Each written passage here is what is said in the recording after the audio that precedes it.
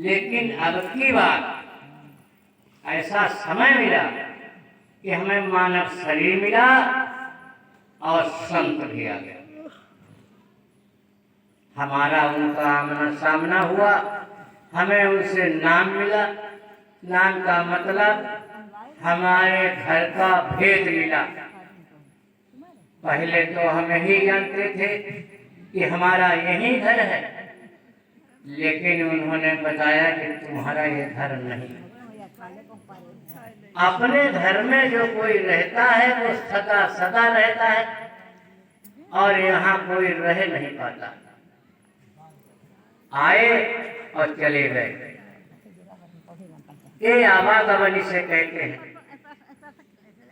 इस आवागमन से छुटकारा मिलने का रास्ता संत बताते हैं कि जब तुम अपने घर पहुंच जाओगे तब आवागमन छूट जाएगा। इसी को मुक्ति कहते हैं, इसी को मोक्ष कहते हैं। यहाँ शरीर छूट गया तो लोगों ने कहा कि उनकी मुक्ति हो गई। मुक्ति का मतलब दोबारा जन्म ही न लेना पड़े। यहाँ तो बार बार जन्म लेते हैं। तो ये रास्ता बड़े भाग से मिला। इतने सतयुग द्वापर त्रेता बीत गए, ऋषि मुनि हुए, उन्होंने स्वर्ग और वैकुंठ का रास्ता जाना, तपस्या किया, त्याग किया, यज्ञ किया, दान किया, स्वर्ग गए, वैकुंठ गए, और फिर पृथ्वी पर आना उन्हें बड़ा जन्म लेना पड़ा। ये रास्ता जो मिला है ये दोबारा आना नहीं पड़ेगा। जीव आत्मा के लिए परमात्मा का भजन कर, ये गाना बजाना ये भजन नहीं। ये तो उसकी स्वामी जी महाराज ने कहा नकल है, लेकिन लोगों ने नकल करना भी छोड़ दिया। जब कोई काम न रहे, सोने के लिए जाओ तब भजन कर। अगर तुम्हें समय नहीं है तो जब लेट्रिन को जाओ तो लेट्रिन में भजन कर लो। इसमें छुआछूत कुछ है ही नहीं। ये तो परमात्मा का भजन है। चाहे किसी अवस्था में हो, आप भजन करने के लिए पवित्र हैं। अगर लेट्रिन में भी समय न मिले तो चुल्लू और पानी में डूब मरो। ये क्यों नहीं कह दिया कि नदी में डूब जाओ, कुआं में गिर जाओ? चुल्लू और पानी में क्यों कहा? केवल तुम्हें शर्मिंदा करने के लिए। चुल्लू भर पानी में कोई डूब ही नहीं सकता। चुल्लू भर पानी तो नाक में खींच लोगे वो भी भर जाएगा। संत किसी का अनहित नहीं करते। ये केवल छोटी सी कलयुग में मिली, और किसी युग में ये छूट नहीं थी। नाम का भेद कलयुग में ही खुला। पहले नाम का भेद नहीं था, राम का था, कृष्ण का था। नाम का भेद नहीं। इसीलिए आज तक हम दुख उठाते रहे। स्वामी जी महाराज ने कहा कि ये भेद खुला कैसे? नाम का भेद जब आज तक नहीं खुला तो इस कलयुग में कैसे नाम का भेद खुला? स्वामी जी महाराज ने कहा द्वापर जाने वाला था और कलयुग आने वाला था। ऋषि मुनियों ने विचार किया कि कलयुग एक मलिन युग आ रहा है। इसमें साधना कैसे लोग कर पाएंगे, तपस्या कैसे कर पाएंगे? तो एक रास्ता उन्होंने निकाला सरल। श्रीमद् भागवत को लिखा कि श्रीमद् भागवत सुनेंगे तो पुण्य बनेगी, पुण्य बनेगी तो स्वर्ग मिलेगा। ये रास्ता ऋषि मुनियों ने निकाला और देवी देवताओं की मूर्ति बनवा करके मंदिर बनवा दिए, स्थापना कर दी, ताकि मंदिर में जाएंगे, एकाग्रचित्त बैठ करके ध्यान करेंगे, दर्शन हो जाएंगे तो पहचान लेंगे ये राम का रूप है, कृष्ण का रूप है, शंकर जी का है, ब्रह्मा का है, विष्णु का है, देवी का है। इसलिए उन्होंने मंदिर में स्थापना कर दी। ऋषि मुनि चले गए। जब आया कलयुग तो स्वामी जी महाराज ने कहा, कलयुग ने किनारे खड़े होकर के अपनी दृष्टि डाली और कहा, वाह भाई वाह, ऋषि मुनियों ने हर युग में अपना अधिकार जमाया, जो चाहा अब की बार मैंने भी शासन काल में अपनी एक छाप छोड़ करके चले, इसलिए मैं नहीं इस चीज को मानता हूं। उसने कहा, सुनने का कोई फल नहीं, मनसा के पाप नहीं, कलयुग में केवल एक नाम का आधार है। इसलिए गोस्वामी जी महाराज लिखते हैं, कलयुग केवल नाम आधारा, और सुमिर सुमिर नर उतर ही पारा। ध्यान तो जानते थे, पूजा पाठ जानते थे, सुमिरन भी नहीं जानते। अब ये जब कानून लग गया तो श्रीमद् भागवत रोज सुनो, उसने कर्म प्रधान बना दिया, करना पड़ेगा, सुनने से काम नहीं चलेगा।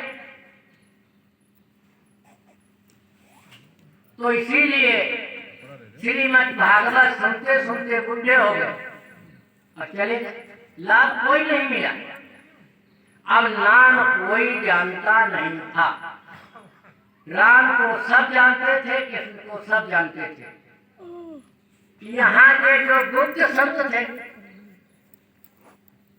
वो प्रकट रूप में नहीं थे, गुप्त संत थे, जिन्हें गुप्त क्या कहते हैं। यहाँ की सारी सूचना वहाँ सतलोक में देते थे। उन्होंने यहाँ की सूचना वहाँ पहुँचाई कि अब के कलयुग ने अपने शासन काल में ये कानून लगा दिया। वैसे विश्राम सागर में प्रमाण मिलता है कि रावण ने 72 चतुर्युग राज किया, तो 72 बार तो कलयुग उसके शासन में आया, लेकिन ऐसा कलयुग नहीं आया जैसा कलयुग अब की बार आया। तब वहां से कबीर साहब को भेजा गया।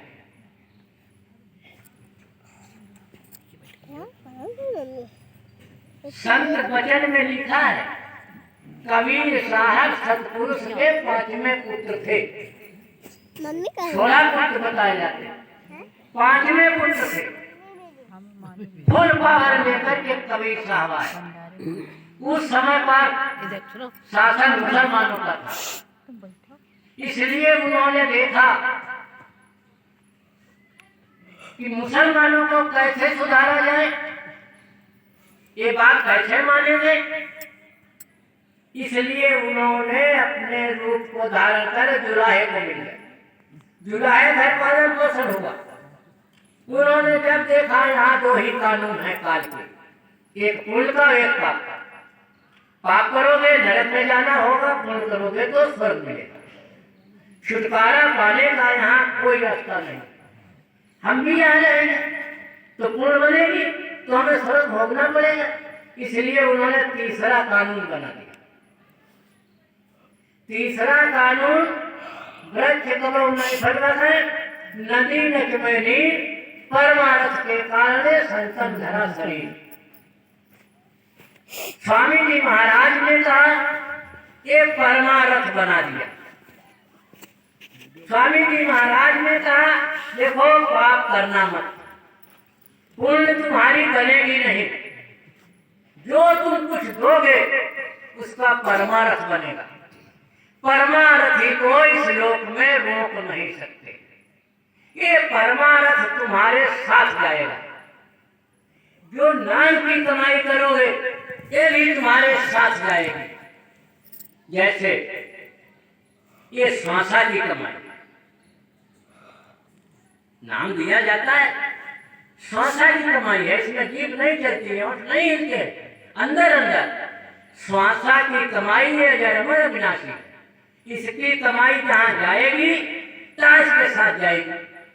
और परमारथ काल के संविधान में नहीं है जो रोक ले परमारथ को, तो परमारथ दो चीजें आपके साथ जाएंगी और संसार की कोई चीज साथ नहीं। जैसे आपके क्या लगे, एक को मास्टर बना दिया, एक को डॉक्टर बना दिया, एक को डीएम बना दिया, एक का यह दे देगा, पढ़ा दिया। जिस दिन बंटवारा हुआ सारी संपत्ति बट जाएगी, लेकिन डॉक्टर की डॉक्टरी कोई नहीं बन सकता, न मास्टर की मास्टरी बन सकते, न डीएम की नौकरी ले सकते। ऐसे ही नाम धन की कमाई आपके साथ जाएगी। ये स्वामी जी महाराज के तब से ये नाम की महिमा हो गई। अब जब कोई नाम नहीं जानता था कबीर साहब, तो कबीर साहब जुलाए के घर में तो पालन हुआ और बिना गुरु के भवसागर को पार नहीं हो सकता। कबीर साहब पूरे जरूर थे, लेकिन यहाँ की मर्यादा क्या है, गुरु करना अनिवार्य। यहाँ का संविधान गुरु करना अनिवार्य है। तो कबीर साहब ने रामानंद के पास गए, रामानंद हिंदू तो हमें अपना शिष्य बना दो। रामानंद ने कहा भाई तुम मुसलमान जो लाए हो, हम हिंदू हैं, हम तुम्हें शिष्य कैसे बना ले।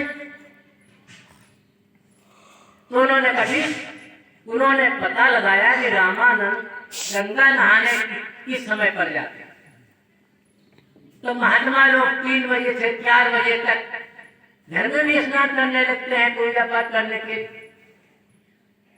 तो जाकर के काशी में पैड़ी जो थी पैकड़ियों पर लेट गए और रामानंद खड़ाऊ बंद करके पहुंचे वहां।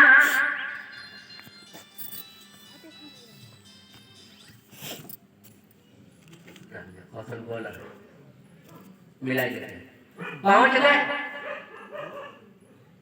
तो कबीर साहब के ऊपर रामानंद का पैर पड़ गया। रामानंद का बेटा राम राम राम को चोट तो नहीं लगी। कबीर साहब के बैठ गए कि बस आप हमारे गुरु।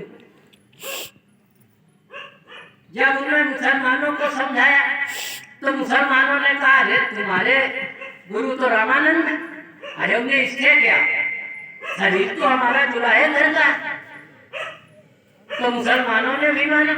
हिंदुओं ने कहा कि भाई हम अगर मुसलमान ही होते तो रामानंद को गुरु क्यों बना लेते। तो दोनों दिनों को उन्होंने तब से नाम का भेद खुला और संतों की बराबर धरी गई। जिसको जितना आदेश था कि तुम 10 पार कर दोगे या 20 पार कर दोगे 50 पार कर दोगे, जितना आदेश था उतना संत काम करते रहे और पार करते रहे। स्वामी जी महाराज आए, स्वामी जी फुल पावर से आए। स्वामी जी महाराज ने कहा कि हमने नाम का जहाज लगा रखा है, पूरा विश्व बैठ ले फिर भी खाली रहेगा। अब की बात चूकना मत। उन्होंने कहा अभी कबीर के चेताए हुए जीव यहाँ पड़े। कुछ लोग कहते हैं स्वामी जी महाराज कबीर का ही रूप आए हुए हैं, लेकिन हमने कानों सुना स्वामी जी महाराज ने कहा कबीर साहब अभी वापस नहीं गए हैं, ऊपर के मंडलों में ठहरे हुए। ये स्वामी जी महाराज तो कबीर साहब अभी वापस नहीं गए। तो हमें आपको ऐसा मौका मिला, हमें मानव शरीर संत आगे नाम नहीं मिला तो भजन कर लो। सुनाई दे दिखाई दे या न दे, ये गुरु का आदेश, तुम अपनी ड्यूटी लगाते रहो। स्वामी जी महाराज ने कहा अगर तुम 5 मिनट बैठते हो मैं 5 मिनट की मजदूरी देता हूँ। मैं किसी की मजदूरी नहीं रोकता। एक बार मैंने स्वामी जी महाराज से एक प्रश्न किया। होली का कार्यक्रम आश्रम के उत्तर साइड में था। स्वामी जी महाराज ने कई बार कहा इसमें बहुत लोग आने जाने वाले हो। तो हमने कहा सरकार जितना हम प्रेम करते हैं आप जानते हैं, हम मेहनत करते हैं आप जानते हैं। स्वामी जी महाराज अभी मंच पर नहीं आए, हम सत्संग स्थल में बैठे अपना प्रश्न उठा रहे। हमने सरकार हमें क्यों नहीं दिखाई सुनाई देता है।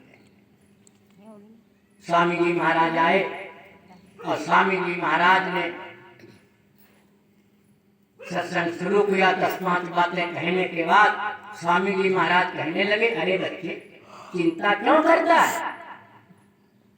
सतगुरु अपने साधक को पता नहीं चलने देते, उसकी सारी कमाई अपनी मुट्ठी में रखते, जब जरूरत जितनी पड़ती है उतनी देते। अगर उसे सब दे दी जाए वो बर्दाश्त नहीं कर पाएगा, बर्बाद कर देगा। इसलिए चिंता क्यों। तो सुनाई दिखाई दे या नहीं, आप अपनी हाजिरी लगाते रहो और रोज रोज नागा नहीं होना चाहिए। अगर जिस दिन नागा हो गया और कहीं गया की धार उसी दिन आई, आप घाट पर नहीं मिले तो वापस चली जाएंगे। इसलिए रोज रोज रोज रोज बैठो, जितनी देर बैठ सकते हो। क्योंकि गृहस्थ आश्रम में बहुत बड़ी छूट मिली। जो गेंद गिरवर चढ़े गुमठ गेंद ठहरा, गिरही हुई हल्का भजई अचरज हो जा। हाथी अगर पर्वत पर चढ़ जाए बहुत बड़ा ताज्जुब है। इस मंदिर के गुम्बद पर गेंद रखी जाए रुक जाए तो भी ताज्जुब। ऐसे गृहस्थ आश्रम में रह करके जो भजन करता है बहुत बड़ा ताज्जुब कि उसे फुर्सत नहीं है। वो स्वामी जी महाराज कहते हैं ग्रह कारज नाना जंजाला ते दुर्गम शैल विशाल। गृहस्थी आश्रम में नाना प्रकार के जंजाल हैं, एक पहाड़ की तरह। इसलिए आप गृहस्थ आश्रम में रह करके अगर 5 मिनट भजन करते हैं और ये घर छोड़कर घूमने वालों से फिर भी जाता है। एक बार नारद पहुंचे विष्णु भगवान के दरबार में, जाते थे उनकी माला नजर में आ गया। विष्णु भगवान को माला पहने थे वो नजर में आ गया। उन्होंने कहा प्रभु ये बड़ा वाला दाना हमारा होगा, क्योंकि हमको हर समय नारायण नारायण जपते। तो विष्णु ने कहा अरे तुम्हारा नहीं। कहा हमारा भी कौन है। तो सबसे छोटा दाना था, कहा ये तुम्हारा है। कहा तुम बड़े धोखेबाज, हमारा इतना छोटा दाना और भक्तों का बड़ा। हम रात दिन नारायण नारायण नारायण करते, ये बड़ा किसका है। उन्होंने कहा मृत्यु लोक में एक किसान ये उसका है। कहा इतना बड़ा भक्त किसान का। हाँ इतना बड़ा। कहा भाई चलो परीक्षा लेंगे। तो दोनों लोगों ने भेष छुपा करके महात्मा बन करके उसके दरवाजे पर वो हल जोतने गया। परिवार वालों ने बैठा रहा, पानी सरबत दिया। आया तो उसने सड़ाक दे बैल खोले, बैलों को पानी पिलाया, चारा डाला और सामान रख करके तब इनको प्रणाम किया। तत्काल भोजन तैयार कराया और इनको भोजन पकाया। और जब भोजन पाने गया तो उसने कहा हे राम। भोजन पाकर के आए। नारद ने कहा प्रभु इतनी देर में हमने हजारों बार नारायण नारायण जपा, उसने एक बार कहा हे राम। का तुम खाली बैठे थे, इसके सामने कितनी समस्याएं थी, फिर भी इसने एक बार तो नाम लिया। वही हमारा भक्त है जो गृहस्थाश्रम में रहे। इसीलिए स्वामी जी महाराज ने कहा देखो मैं किसी को साधु नहीं बनाता, कोई घर छोड़ करके बाहर मत जाना, परिवार में रहो। जंगल में चले जाओगे तो जंगल में झंझट क्या है? कोई नहीं। थोड़ा जानवर का भय तो कहीं न कहीं अपना पेड़ पर मैला बना लो, और कोई झंझट नहीं। झंझट तो परिवार में, त्यागी आप परिवार में। क्या 10 चारपाई आपके घर में है, जमीन में लेटते हैं तो आप त्यागी हैं। और जिसके कोई नहीं, अकेला है, वो कहे देखो भाई हमें किसी की मोह ममता नहीं है, तो तुम्हारे कोई है ही नहीं, तो मोह ममता किसकी करो? अल्लाह कहे मेरा नियम है, मैं किसी को देखता नहीं हूं, तो आंखें ही नहीं। तो गृहस्थ आश्रम में, ये इसीलिए गृहस्थ आश्रम है, सबसे बड़ा गृहस्थ आश्रम। संत भी तो गृहस्थ आश्रम में है, ऋषि मुनि जितने हैं गृहस्थ आश्रम में है। तो आश्रम वही है जहाँ भजन होता है। जहाँ भजन नहीं होता वो तो घर है, मकान है। भक्त की महिमा रामायण में गोस्वामी जी महाराज ने लिखी। लंका में सब निशाचर थे, गोस्वामी जी महाराज ने लिखी, लेकिन उसी कलम से उन्होंने क्या लिखा? मंदिर मंदिर प्रतिकर शोधा, देखे जहाँ तहाँ गणित जोधा। मंदिर लिखा, मंदिरों में देखे क्या जोधा। चलो कोई बात नहीं, लिख दिया। लेकिन आगे क्या लिखते हैं? गयो दशानन मंदिर माही, अवति विचित्र कही जाति सुनाई। रावण का भी मंदिर शयन किए देखा कपिते ही, मंदिर मान दीख गई दे। सीता जी नहीं थी रावण के मंदिर।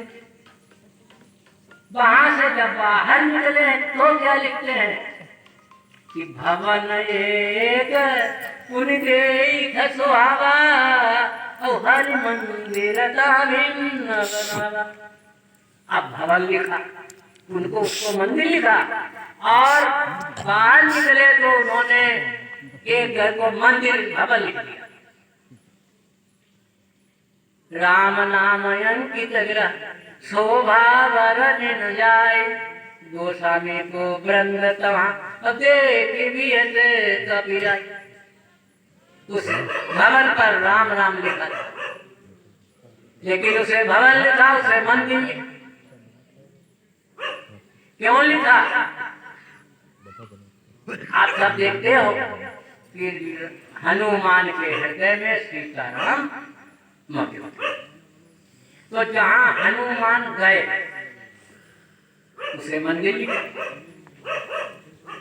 तो जब उन्होंने लंका में खोज की, ढुलाई की, जहाँ जहाँ गए मंदिर लिखा।